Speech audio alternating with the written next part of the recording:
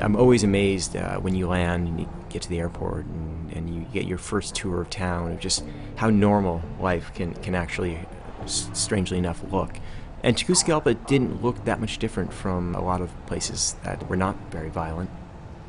I met some folks from MSF, and everyone that I came in contact with had a story within the last month of a family member, a close friend, being killed.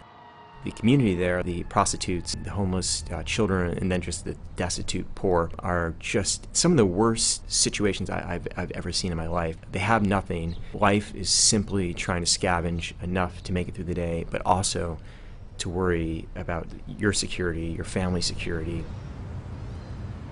This young man, he was severely disfigured. He had been run over deliberately by a car. An MSF worker right now is trying to persuade him to go see a doctor, to go to a hospital, because he's about to lose one of his eyes if he doesn't get any medical attention. And he really just didn't want to go. Just the idea of being away from his friends, being away from his glue for an unknown amount of time was just anathema. He just wouldn't give in.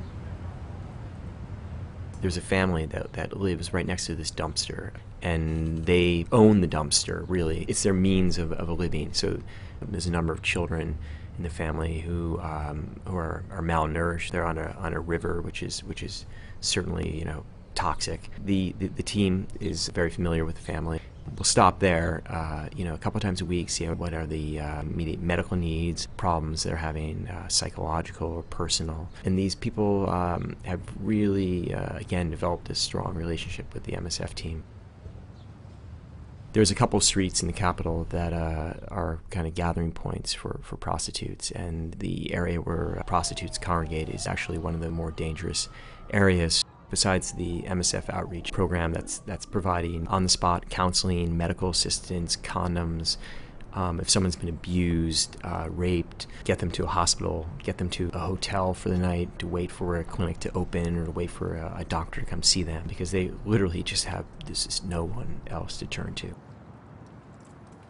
Alcoholism is a huge problem in Tegucigalpa, and it's very violent and very in your face and very much in the street. Many of them need immediate medical care. There's a lot of fights, and they're an extremely vulnerable and sad community that has very few places to turn. These communities that the team assist there really is a bond. There's a really powerful trust. There is just a need for these people to tell their story, because let's be honest, very few people know and very few people care.